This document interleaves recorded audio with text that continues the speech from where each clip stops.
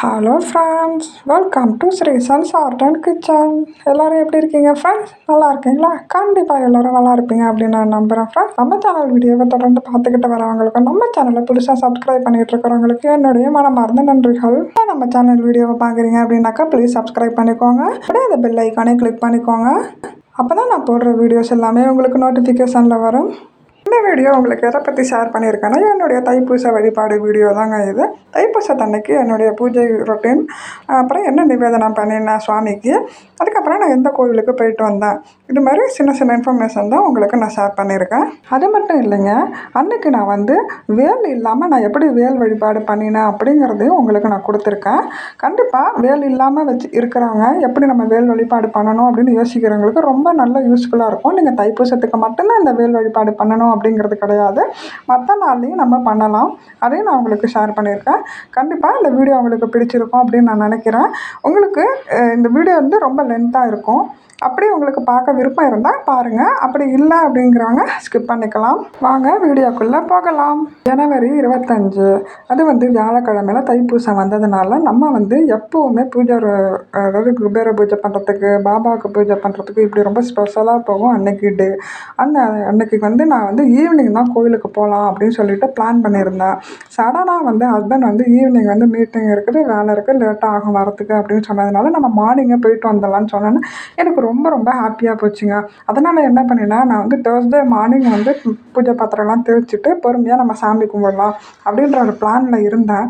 இது மாதிரி சொன்னதுனால நம்ம இயர்லி மார்னிங் எழுந்து நம்ம க்ளீன் பண்ணிக்கிட்டு இருக்க முடியாது அப்படின்னு சொல்லிட்டு வெட்னஸ்டே நைட்டு குக்கிங்லாம் முடிச்சுட்டு பாத்திரம், பூஜை பாத்திரம் எல்லாத்தையும் க்ளீன் பண்ணி வச்சுட்டு, பூஜை அந்த மாதிரிலாம் தொடச்சி வச்சு கோலம்லாம் போட்டு ரெடி பண்ணி வச்சுட்டேன். காலங்காத்தால எழுந்து வாசல்லையும் அழகாக கோலம் போட்டுட்டு சுவாமிக்கும் தீபம் ஏற்றி வச்சுட்டு கோயிலுக்கு கிளம்பியாச்சு.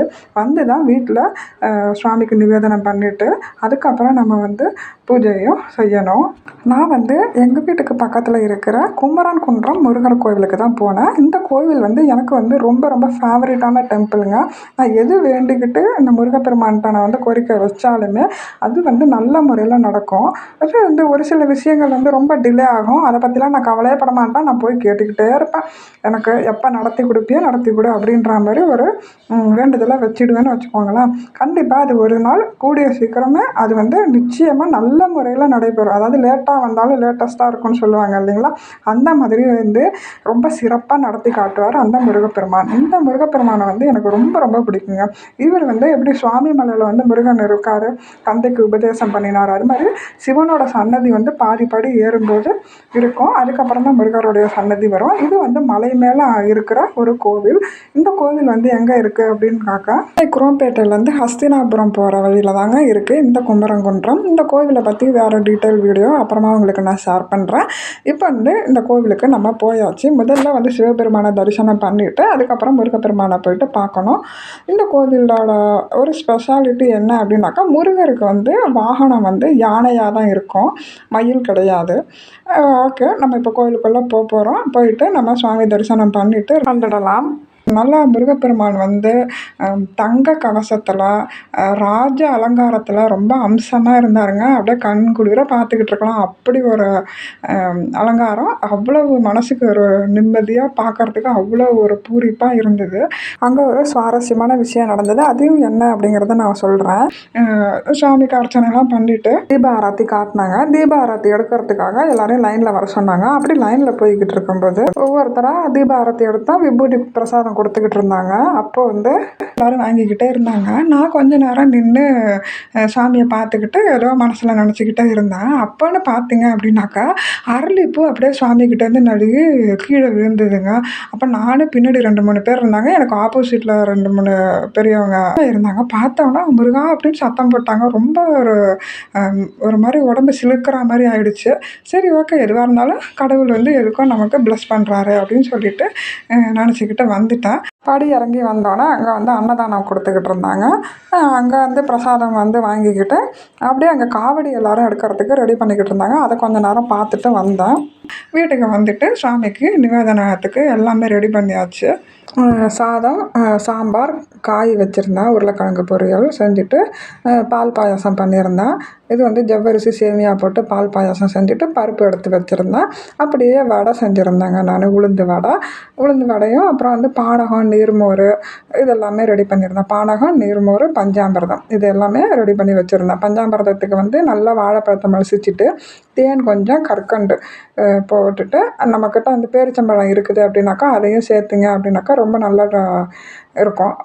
முருகப்பெருமானுக்கு பஞ்சாமிர்தம் அப்படிங்கிறது ரொம்ப ஃபேவரட்டான விஷயம். அதனால் வந்து அதையும் ரெடி பண்ணியிருந்தேன். இந்த பானகம், நீர்மோர் வந்து நான் வந்து எந்த ஒரு கடவுளுக்கு நான் வந்து சாமி கும்பிட்றதா இருந்தாலும் வச்சுடுவேன். அது அம்மனாக இருந்தாலும் சரி, முருகப்பெருமானாக இருந்தாலும் சரி. எனக்கா விரதம் முடிஞ்சு நம்ம வந்து ஒரு நாள் முழுக்க இருந்துட்டு முதல்ல நம்ம வந்து இது மாதிரி நீர் ஆகாரத்தை குடிச்சிட்டு தான் அடுத்தபடியாக சாப்பாடே எடுத்துக்கணும். எனக்கா அவ்வளோ நேரம் நம்ம பட்னியாக இருக்கிறதுனால நம்ம உடம்புக்கு வந்து வயிற்றுக்கு எந்த பிரச்சனையும் இல்லாமல் இருக்கும் அப்படின்னு வேறு சொல்லுவாங்க.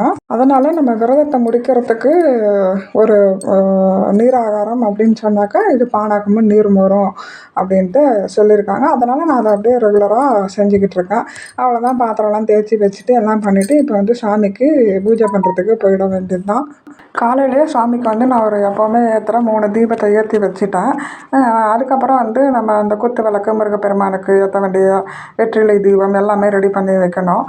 இது வந்து நமக்கு அன்றைக்கி வியாழக்கிழமையாக இருந்ததுனால நம்ம வந்து 1:30, 3 அந்த நேரத்தை தவிர்த்து மற்ற எல்லா நேரமும் பண்ணலாம். அது வந்து ராகு கால நேரம்.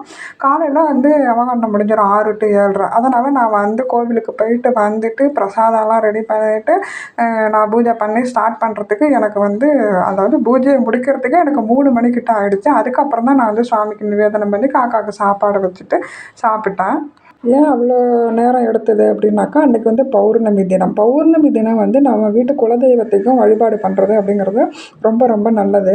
அதனால் நான் வந்து குலதெய்வத்துக்கு கலசம் ரெடி பண்ணி குலதெய்வத்தை வீட்டுக்கு அழைச்சிட்டு அதுக்கப்புறம் வந்து சங்கு பூஜை பண்ணினேன். அப்புறம் அன்னபூர்ணி தாயாருக்கும் பூஜை பண்ணினது. இப்படி எல்லாம் ஒரு பூஜையும் செஞ்சு முடிச்சுட்டு அதுக்கப்புறமா முருகப்பெருமானுக்கு நான் வந்து வேல் வரைஞ்சி வேல் வழிபாடு பண்ணினேன். இந்த வேல் வழிபாடு எப்படி பண்ணினேன் அப்படிங்கிறதையும் இப்போ பார்க்கலாம். அது மட்டும் இல்லைங்க, அன்றைக்கி நம்ம வந்து சர்க்கோணம் வரைஞ்சி அதில் 6 தீபம் ஏற்றி வச்சு வழிபாடு பண்ணலாம். அதே மாதிரி வெற்றிலை தீபமும் ஏற்றி வச்சு வழிபாடு பண்ணலாம். அப்படிங்கிறதுனால நான் வந்து வெற்றிலை தீபம் தான் ஏற்றி வச்சேன். எனக்கு வந்து செவ்வாய்க்கிழமை அன்னைக்கு ஏற்றினேன். அதுக்கு முன்னாடி நான் தை கிருத்திகைக்கு என்னால் வெற்றிலை தீபம் ஏற்ற முடியல. நான் சொல்லியிருந்தேன் அந்த வீடியோலேயே, வெற்றிலை வந்து வாடி போயிடுச்சு அதனால் ஏற்ற முடியலன்னு சொல்லிட்டு. அதனால் நம்ம தைப்பூசத்துக்கு ஏற்றலான்னு சொல்லிட்டு ஏற்றி வச்சேன். எனக்கு வந்து வெற்றிலை தீபம் ஏற்றி வழிபாடு பண்ணுறது அப்படிங்கிறது ரொம்ப ரொம்ப மனசுக்கு நிம்மதியான ஒரு விஷயமாக தான் நான் ஃபீல் பண்ணுவேங்க. வெற்றிலை 6 வெற்றிலையில் மஞ்சள் குங்குமமோ இல்லை சந்தனம் குங்குமமோ அதோட நுனியில் வச்சுட்டு அதை காம்பை கிள்ளி அந்த விளக்கில் போட்டுட்டு நம்ம நெய் அல்லது நல்லெண்ணெய் விட்டு அந்த தீபம் ஏற்றி வச்சுட்டு முருகப்பெருமானுக்கு உகந்த மந்திரம் எது வேணுனாலும் சொல்லலாம். நான் வந்து உருவாய் அருவாய் உளதாய் இளதாய் மறுவாய் மலராய் மணியாய் ஒளியாய் கருவாய் உயிராய் கதியாய் விதியாய் குருவாய் வருவாய் அருள்வாய் குகனே, இந்த மந்திரத்தை தான் 6 முறை நான் வந்து பாராயணம் பண்ணுவேன். இது வந்து நம்ம அன்னைக்கு மட்டும் சொல்ல வேணாம், தினந்தோறுமே நம்ம இந்த மந்திரத்தை 6 முறை சொல்லிக்கிட்டு வந்தோம் அப்படின்னாக்கா நமக்கு நல்ல ஒரு மாற்றம் கிடைக்கும்.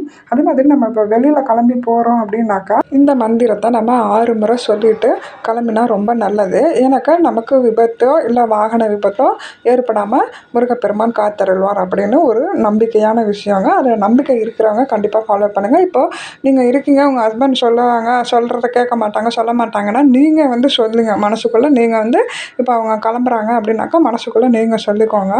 நம்ம சொன்னாலுமே அவங்களுக்கு அதுக்கு உண்டான பலன் போய் சேரும். அதனால் நல்லபடியாக வெளில போயிட்டு வரணும். இப்போ யாராவது ஒருத்தவங்க வராங்க, வெளியூருக்கு நம்ம கிளம்புறாங்க அப்படின்னாலுமே நம்ம இந்த மந்திரத்தை சொல்லலாம். இது ரொம்ப ரொம்ப நல்ல ஒரு விஷயம். முடிஞ்ச அளவு ஃபாலோ பண்ணுங்கள் எல்லாருமே. அதுக்கப்புறம் பார்த்தீங்க அப்படின்னாக்கா ஒரு முக்கியமான முருக மந்திரம்ங்க, 6 முகம் அருளிடம் அனுதினமும் 7 முகம். இதையுமே நம்ம சொன்னோம் அப்படின்னா நம்ம போகிற காரியம் வந்து எல்லாத்துலேயுமே வெற்றி கிடைக்கும், எந்த ஒரு தடையும் இல்லாமல் நல்லபடியாக நடக்கும் அப்படின்ட்டு ஒரு நம்பிக்கை. அதையுமே நீங்கள் முடிஞ்ச அளவு சொல்லி பாருங்கள். இப்போ நம்ம வந்து வேல் வந்து வரைஞ்சிட்டேன். இதை வந்து மஞ்சள் குழச்சி அதில் மஞ்சள்லாம் பன்னீர் கலந்து அதை குழச்சி நான் வேலாக வரைஞ்சிக்கிட்டேன். இது வந்து நான் எனக்கு சுவாமி அலமாரிக்கு கீழே அந்த மேடை மாதிரி இருக்கிற இடத்துல நான் வரைஞ்சிக்கிட்டேன். இன்னொன்று வந்து ஒயிட் பேப்பர் இருக்குது பார்த்திங்களா, அதுலேயும் நான் வரைஞ்சி வச்சுருந்தேன். எனக்கு இதை நான் அழிச்சிருவேன், அடுத்த நாள் போக நான் வந்து இதை அழிச்சிருவேன் அப்படிங்கிறதுனால அதுவுமே நான் வரைஞ்சி வச்சுக்கிட்டேன். இது வந்து நான் கூடிய விரைவில் நல்ல ஒரு வேல் வாங்கணும் அப்படின்ற ஒரு பிரார்த்தனையை வச்சுக்கிட்டு தான் நான் செஞ்சுருக்கேன். நிச்சயமாக எனக்கு அதுக்கு கைகூடும் அந்த வாய்ப்பு.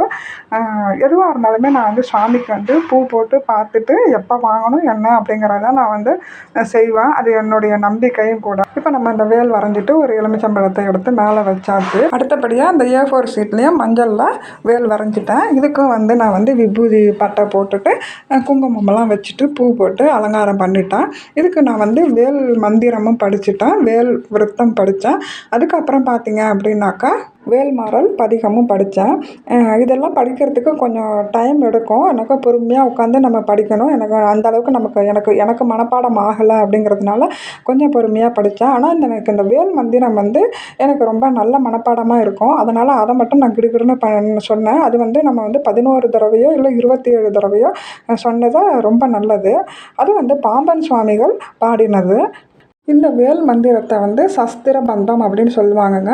இது வந்து பாம்பன் சுவாமிகள் வந்து முருகனின் வேலை துதித்து வேலின் வடிவில் சித்திர கவியாக பாடியிருக்கும் பாடல் தான் இந்த சஸ்திர பந்தம். இதையும் நான் உங்களுக்கு ஸ்க்ரீனில் காட்டுறேன்.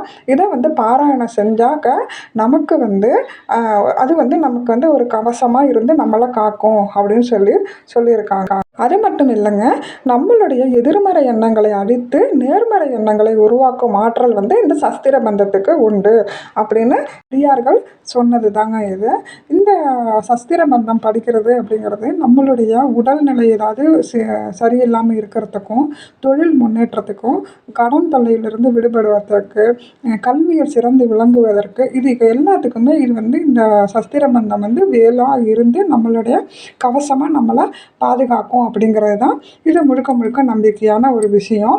இந்த சஸ்திர பந்தத்தையும் நான் உங்களுக்கு ஸ்க்ரீனில் காட்டுறேன். இதை வந்து நான் ஆரம்பத்தில் வந்து யூடியூப்பில் போட்டுட்டு தான் அதை வந்து கேட்டுக்கிட்டே இருந்தேன். அதுக்கப்புறம் வந்து எழுதி வச்சு டெய்லி படிக்க ஆரம்பித்தோன்னே அப்படியே மனப்பாடம் ஆகிடுச்சுங்க. ரொம்ப நல்லாயிருக்கும். அதை கேட்டிங்க அப்படின்னால இப்போ அந்த பாட்டு எப்படி இருக்குது அந்த ராகத்திலே நான் வந்து படிக்க ஆரம்பிச்சிட்டேன். இதை வந்து நம்ம தினமும் ஒரு 11 தடவை சொன்னாலே நிச்சயமாக நல்ல பலன் கிடைக்குங்க. அது செவ்வாய்க்கிழமையில் வந்து நம்ம இந்த வெற்றிலை தீபம்லாம் ஏற்றி வைக்கிறோம் இல்லைங்களா, அது மாதிரி தீபம் ஏற்றி வச்சுட்டு 27 முறை நம்ம பாராயணம் பண்ணினோம் அப்படின்னாக்கா நிச்சயமாக ஒரு நல்ல மாற்றம், நல்ல ஒரு பலன் நமக்கு கிடைக்கும். அவ்வளோதாங்க. நம்ம வந்து வேல் வரைஞ்சிட்டு சரவணபவ எழுதிட்டு இந்த மந்திரங்கள்லாம் சொல்லிவிட்டு நான் வந்து பூ போட்டு அர்ச்சனை பண்ணி முடித்தாச்சு. நிறைய பேர் வேல் இல்லை அப்படின்னு சொல்லிட்டு எப்படி வழிபாடு பண்ணுறது அப்படின்ட்டு ரொம்ப வருத்தப்பட்டுக்கிட்டு இருப்பாங்க. அவங்களுக்கெல்லாம் இந்த முறை வந்து ரொம்ப எளிமையான முறையாக இருக்கும். என்னால் இந்த வீடியோவை உடனடியாக கொடுக்க முடியல. இது நான் வந்து இந்த மாதிரி வழிபாடு பண்ணிகிட்ருக்கேன். இது வந்து ஒரு கிருத்திகை, அதாவது மாதம் வர கிருத்திகைக்கும் அது மாதிரி சஷ்டி இருக்குது இல்லையா, சஷ்டி விரதம் வருது இல்லைங்களா, அந்த சஷ்டி விரதத்துக்கும் நம்மளால் முடிஞ்ச என்னைக்கெல்லாம் நமக்கு வந்து நேரம் இருக்குது அன்றைக்கி நம்ம வந்து அப்போ வந்து இந்த மாதிரி வேல் வரைஞ்சிட்டு நம்ம வழிபாடு பண்ணுறது அப்படிங்கிறது ரொம்ப நல்லது. கூடிய சீக்கிரமே நமக்கும் நல்ல ஒரு வேல் வந்து வாங்கிறதுக்கு ஒரு வாய்ப்பு கிடைக்கும் அப்படின்ற ஒரு நம்பிக்கையோடு இந்த வேல் வழிபாட்டை நான் முடிச்சுக்கிறேன். அதே மாதிரி இந்த மாதிரி தான் நான் வந்து வருஷம் வேல் வழிபாடு பண்ணிக்கிட்டு இருக்கேன். எனக்கு அப்போல்லாம் வந்து இந்த மாதிரி வேல், சூலம், இந்த மாதிரி ஆயுதங்கள்லாம் வீட்டில் வாங்கி வச்சு வழிபாடு பண்ண மாட்டோம். அதனால் இந்த மாதிரி வரைஞ்சி வச்சு நான் பண்ணிக்கிட்டு இருந்தது தான் நான் உங்களுக்கு இப்போ நான் ஷேர் பண்ணியிருக்கேன். இப்படி தாங்க ரொம்ப திருப்திகரமாக நமக்கு அந்த தைப்பூச வழிபாடு போச்சு. அடுத்த நாள் நான் எதிர்பாராத ஒரு கோவிலுக்கு நான் போனேன். அதுவும் முருகப்பெருமானுடைய திருத்தலம் தான். நான் அந்த கோவிலுக்கு போயிட்டு ஒரு 20 வருஷத்துக்கு மேலே ஆச்சு. நான் முதல்ல போகும்போது முருகப்பெருமானை இரவு நேரத்தில் தான் தரிசனம் பண்ணினேன். அந்த வயசில் நமக்கு அந்தளவுக்கு அதாவது பக்தியே இருக்காது. அது ஒரு தெய்வ வழிபாட்டுக்கு நாட்டம் இல்லாத வயசுன்னு சொல்லுவோம் இல்லைங்களா, அந்த மாதிரி இருக்கும்போது ஏதோ போனோம், சாமி கும்பிட்டோம், வந்தோம் அப்படின்ற மாதிரி ஒரு நேரத்தில் தான். அதுக்கப்புறம் நான் ஒரு ஆண்டும் போகணுன்ட்டுல ரொம்ப முயற்சி பண்ணுவேன். இப்போ சமீப காலமாக அந்த கோவிலுக்கு போகணும் அப்படின்ட்டு ரொம்ப எதிர்பார்த்துக்கிட்டு இருந்தேன். எதிர்பாராத விதமாக எனக்கு அந்த கோவிலுக்கு போகிற வாய்ப்பை இந்த முருகப்பெருமான், அது இந்த தைப்பூச வழிபாடு எனக்கு ஏற்படுத்தி கொடுத்தது அப்படிங்கிறது ரொம்ப ரொம்ப மனசுக்கு சந்தோஷமாக இருக்குது. எந்த கோவிலுக்கு போனால் என்ன அப்படிங்கிறதையும் நான் அடுத்த வீடியோவில் உங்களுக்கு நான் ஷேர் பண்ணுறேன்.